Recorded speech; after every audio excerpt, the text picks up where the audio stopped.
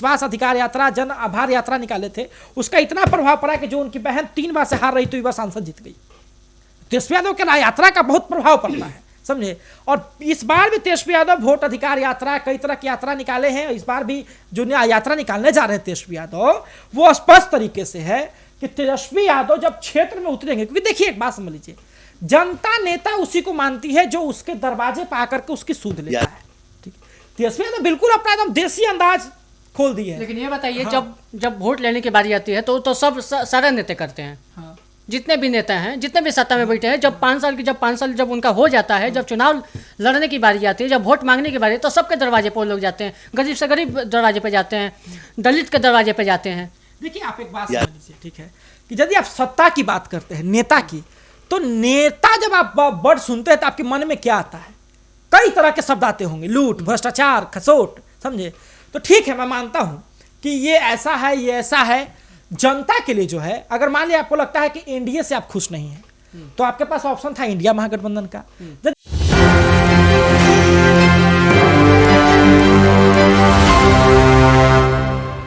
नमस्कार, आप देख रहे हैं एक न्यूज़ 24 और मैं हूं आपके साथ सपना। आज की सबसे बड़ी खबर बिहार से है। तेजस्वी यादव ने अपनी बहुचर्चित बिहार अधिकार यात्रा की शुरुआत कर दी है। यह यात्रा जहानाबाद से निकलकर पूरे बिहार में रोजगार, विकास और जनता के अधिकारों की लड़ाई का संदेश देगी। तेजस्वी यादव का कहना है कि अगर आप चाहते हैं कि नौकरी, सुरक्षा और समाज के हर वर्ग का सम्मान, तो तेजस्वी की सरकार को चुनना होगा। इस यात्रा के राजनीतिक असर पर पूरे राज्य में देखने को मिलेगी। तो इसी पे बात करेंगे हमारे सहयोगी से कि आगे क्या होने वाला है चुनाव से पहले। देखिए, तेजस्वी यादव की आपने चर्चा की, ठीक है, तो तेजस्वी यादव की यात्रा का बहुत प्रभाव पड़ता है, बहुत अधिक। नेता प्रतिपक्ष हैं अभी तेजस्वी यादव, और तेजस्वी यादव 2 बार डिप्टी सीएम रह चुके हैं बिहार के, और नीतीश कुमार की अगुवाई में डिप्टी सीएम बने हैं।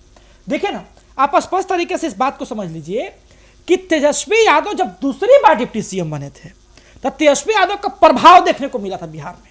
और तेजस्वी यादव ने जो छाप छोड़ी ना उस वक्त, उसी का अभी भी तेजस्वी यादव को फायदा मिलता है। तेजस्वी यादव जब स्वास्थ्य मंत्री बने, तेजस्वी यादव एकदम जो है, तेजस्वी यादव एक्शन में आ गए थे, समझे, एकदम एक्शन में, एकदम हर जगह अस्पताल में जाकर छापा, हर जगह स्वास्थ्य कर्मियों को परमानेंट करें, सस्पेंड कर देना, कई तरह की चीजें जो है हो रही थी, रात रात में छापा मारते थे। फिर साथ ही में क्या हुआ कि जब महागठबंधन की सरकार थी, तो जो सक्षमता परीक्षा ले लेकर के राजकर्मी का दर्जा दिया जा रहा था नियोजित शिक्षकों को, वो भी काम हुआ। कई शिक्षकों को वैकेंसी आई, कई लाखों लाख वैकेंसी आई और उसको रोजगार दिए।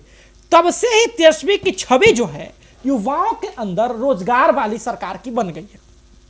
देखिए, राजद का जैसे जैसे विलय हो रहा था, जैसे जैसे राजद जो है जमीनी स्तर पर खत्म हो रही थी, वैसे वैसे जदयू का उदय हो रहा था।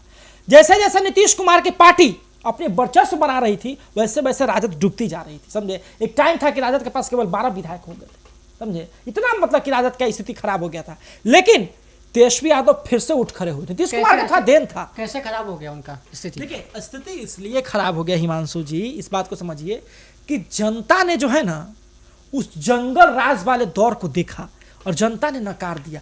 इस बात को नकारा नहीं जा सकता है कि लालू प्रसाद यादव जी सामाजिक न्याय के मसीहा हैं। तो लालू प्रसाद, जंगल राज आप जैसे बोल रहे हैं, तो जंगल राज वहीं से उत्पत्ति हुआ, वही तो स्टार्ट हुआ। देखिए, एक बात आप समझ लीजिए हिमांशु जी कि जंगल राज्य को, लालू यादव जी को सामाजिक न्याय का मसीहा कहा जाता है। जिस वर्ग में, जिस समय में हमारा बिहार चल रहा था, उस वक्त उन्होंने क्रांति लाई थी, ठीक है। लेकिन वो ऐसा हो गया जहां पे तरह तरह के नरसंहार होने लगे, लाखों लाखों लोग जो है नाराज हो गए, रोजगार की जो है ज़्यादा थी नहीं रही, लोग पलायन करने लगे, बिजनेसमैन भागने लगे, बड़े बड़े लोग भागने लगे। बिहार ने वो दौर देखा, नकार दिया। लेकिन एक बात को समझ लीजिए कि तेजस्वी यादव जब 2019 में जब कैंपेनिंग किए थे, तो उसका प्रभाव देखने को मिला था। तेजस्वी यादव जब 20 में कैंपेनिंग किए तो उसका प्रभाव देखने को मिला।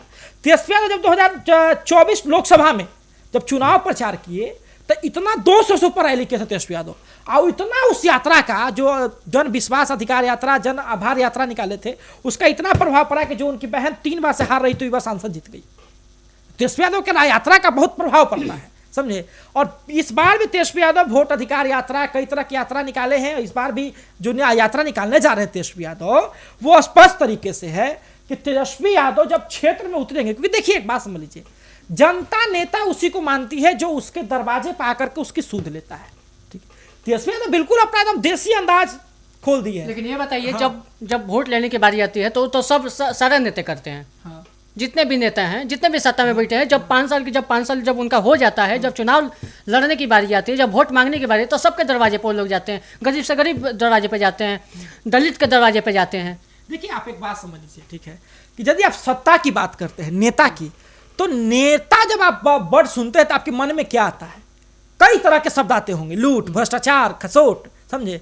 तो ठीक है, मैं मानता हूं कि ये ऐसा है, ये ऐसा है। जनता के लिए जो है, अगर मान लिया आपको लगता है कि एनडीए से आप खुश नहीं हैं, तो आपके पास ऑप्शन था इंडिया महागठबंधन का। यदि आप उससे भी खुश नहीं हैं, उसके बाद भी आपके लिए वो जनसुराज का ऑप्शन तैयार हो गया है, उससे भी आप खुश नहीं हैं, तो निर्दलीय का आपके पास ऑप्शन है। यदि आप किसी को वोट नहीं देना चाहते तो आपके पास नोटा का ऑप्शन है ना? कई तरह के जो है ऑप्शंस आपके पास बिहार में है। लेकिन देखना अभी ये होगा कि जनता जो है ना, जनता के मन को कोई परख नहीं सकता। ठीक है, आपकी क्या पॉपुलरिटी है, इस बात का आकलन आप नहीं कर सकते हैं। कई ऐसे लोग होते हैं जिनका लोग दिल से इज्जत करते हैं, और कई ऐसे लोग होते हैं जिनकी जनसभा में केवल भीड़ उमड़ती है। जुटाने के लिए तो 1 लाख लोग कोई भी जुटा लेगा गांधी मैदान में, है कि नहीं? कोई बड़े नेता के अगर आह्वान पर लोग जुटना शुरू कर दे तो 1 लाख तो कोई भी लोग जुटा लेगा। लेकिन व्यूअर्स को, ठीक है, लोगों को, बाकी लोगों को वोटर्स में तब्दील करना बड़ा ही मुश्किल होता है। तो साहिल जी, आपको लगता है कि तेजस्वी यादव जो यात्रा निकाले हैं वो क्या आने वाले चुनाव पे बहुत असर करेगा? वोटिंग पे भी इसका असर दिखेगा? देखिए, आपने जब बात की कि वोटिंग्स पे इसका असर दिखेगा कि नहीं, तो एक बात को आप स्पष्ट तरीके से समझ लीजिए, ठीक है, कि तेजस्वी यादव जब भी यात्रा निकाले हैं तो जब भी उसका प्रभाव पड़ा है। हमने कहा ना कि राजद कहाँ खत्म हो गई थी, 12 गो विधायक मात्र राजद के बचे थे। नीतीश कुमार जी का थोड़ा सा सहयोग मिला, तेजस्वी यादव यात्रा निकाले, कई तरह के घूमे, राजद के पास विधायकों की संख्या बढ़ गई, समझे? बहुत विधायकों की संख्या बढ़ गई, 4 गुना 5 गुना। उसके बाद फिर विधायक कुछ भाग करके इधर उधर छोड़ करके चले गए, वो अलग बात है। लेकिन हाँ, ये बात है ना कि हम कहें ना कि जब नेता को उसी को मानती है जनता, ठीक है, जो उसके दरवाजे पर तेजस्वी यादव कई जगह आपको दिख जाएंगे भुंजा खाते हुए, लोगों से बात करते हुए। तेजस्वी यादव कई जगह आपको दिखने से मिल जाएंगे तारी बंदी जो है, लेकिन हड़ताल करे कर्मचारियों के साथ नहीं मिलने जा सकते हैं। बात समझ लीजिए, किसी भी चीज का आमंत्रण होता है और किसी भी चीज का अपना नहीं, पक्ष मुझे होता नहीं है। लगता कि आमंत्रण होता है। अगर वहाँ कोई भूखे बैठा है, कोई हड़ताल पे है, तो किसी भी मंत्री का मंत्रिमंडल से या विपक्ष से एक वो होना चाहिए कि जाके मिलना चाहिए, सुध लेनी चाहिए। दुनिया भर का दौरा करने से, आप वोट अधिकार यात्रा निकालने से उन लोग का ना दर्द कम नहीं हो जाएगा, ना ही उन लोग को आपकी यात्रा से जॉब मिल जाएगा या नौकरी मिल जाएगा। आपने इस बात को बहुत अच्छी तरीके से सौंपा, लेकिन एक बात को आप समझिए कि जब तेजस्वी की ही सरकार थी महागठबंधन में, ठीक है, उस वक्त ही इन लोगों की नियुक्ति हुई थी, समझे? आलोक मेहता जी जो है उस विभाग के मंत्री थे, तेजस्वी की ही सरकार थी, तेजस्वी ने ही इनको जो है नियुक्ति दिलवाई थी संविदा पर। तो आज तेजस्वी यादव भी क्यों चुप है उनके मामले में? अच्छा, ये बताइए साहिल जी कि जैसे आप भूंजा खाने की बात चर्चा किए हैं, तो ये भी लोगों को बताइए कि तेजस्वी यादव हाईवे पे रील बनाते भी दिखाई देते हैं। देखिए, एक बात लोगों के बीच में एक बात समझ लीजिए आप, कि कोई भी अगर नेता है, ठीक है, तो नेता का वो प्रोफेशन पॉलिटिक्स के अलावा उसके कुछ पर्सनल इंटरेस्ट भी होते हैं, ठीक है।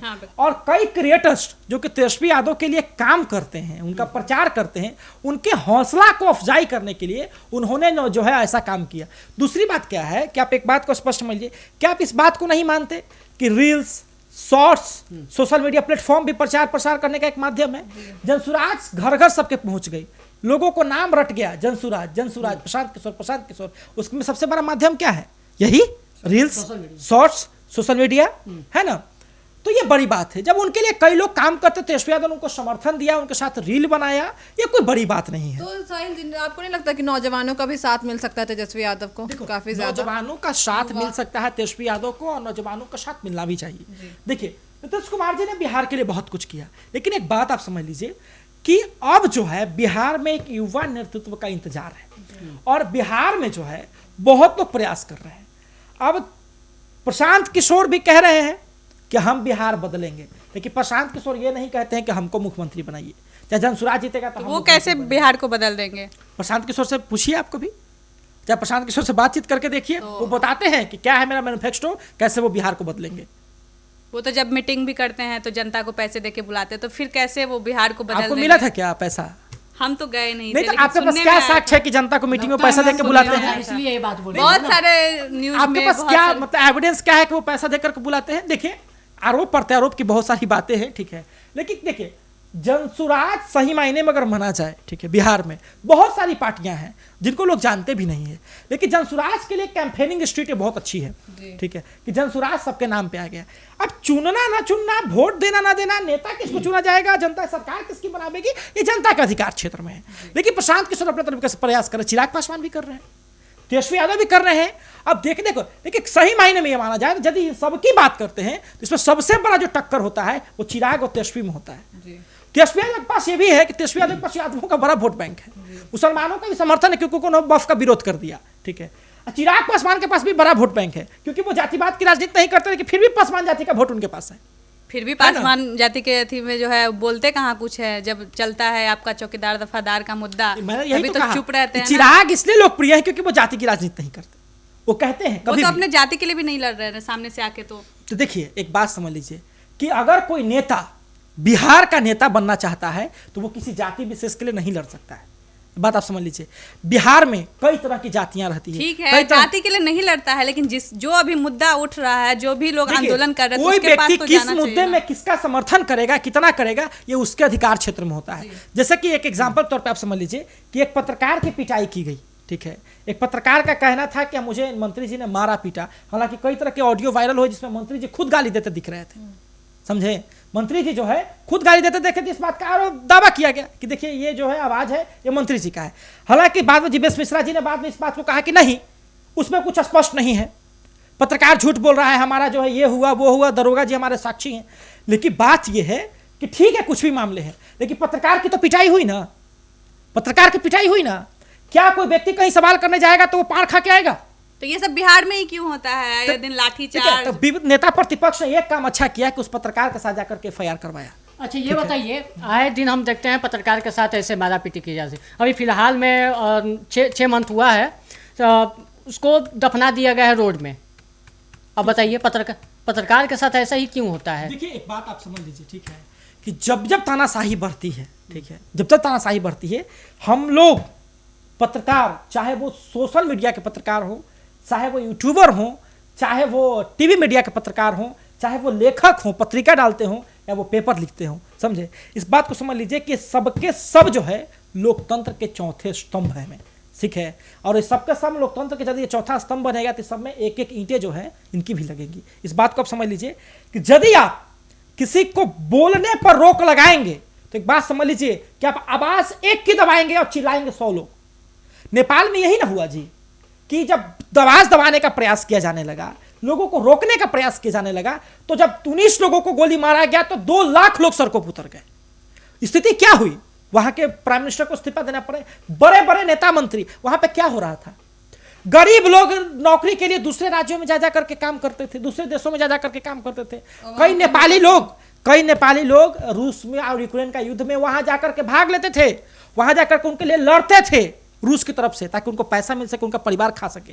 कई नेपाली लोग मारे जा चुके उस युद्ध में। और ये जो नेता मंत्री के लोग बेटे लग्जरियस लाइफ, वोट्स, यहाँ का टूर, वहां का टूर, ये गाड़ियां, वो हेलीकॉप्टर ये दिखाते थे। जनता इस बात से चिढ़ गई कि ये भ्रष्टाचारी लोग हम लोगों को लूट रहे हैं। और क्या हुआ नेपाल में? ये सबने देखा नेपाल कैसे जल रहा है इस वक्त, समझे। तो बिहार में कम से कम बाबा साहब अम्बेडकर को मैं इसलिए भी धन्यवाद देता हूं कि उन्होंने एक ऐसा बंधन बनाया है हम लोगों के लिए, जहां पे बड़ा हो या छोटा हो, सबको एक समान पैमाने में, आप मंत्री हो या प्रधानमंत्री हो, यदि आप किसी गरीब के साथ अन्याय करेंगे और कोर्ट बिल्कुल सही तरीके से चीजें करेगी तो कटघरा में आपको भी खड़ा कर देगा। ये हमारा संविधान कहता है। ये बताइए कि कहीं आग लगता है तो कहीं धुआं उठता है, तो ऐसा पत्रकारिता में ही क्यों होता है? लोग मारे जाते हैं, पीटे जाते हैं। अभी फिलहाल में ही पत्रकार को पीटा गया। हाँ देखिए एक बात आप समझ लीजिए, ठीक है, ये जरूरी नहीं है, ये जरूरी नहीं कि कोई मंत्री, नेता, MLA ही गलत हो, ये जरूरी नहीं है कि कोई पत्रकार ही गलत हो, ठीक है। लोग समझते हैं इस बात को कि पत्रकार की जब पिटाई हुई ये बहुत निंदनीय घटना है, ठीक है। पत्रकार की पिटाई हुई, ये आप किसी की भी अगर पिटाई होती है तो ये निंदनीय घटना है। लेकिन एक्चुअली में हुआ क्या, प्रशासन अभी उसकी तहकीकात कर रही है और बाद में क्या माजरा निकल कर के आता है, क्योंकि तेजस्वी यादव ने कहा है कि यदि इसको न्याय नहीं मिलेगा तो फिर हम वो पूरा क्षेत्र बंदी करेंगे।